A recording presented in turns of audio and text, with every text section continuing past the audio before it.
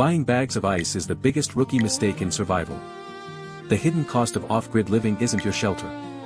It's the endless cycle of buying bags of ice and throwing out spoiled, waterlogged food. Enter true off-grid refrigeration. No ice, no soggy mess, just freezing temperatures.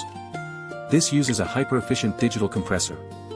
It draws less power than a single halogen bulb. Plug it straight into a portable solar generator, or directly into your truck's 12-volt outlet.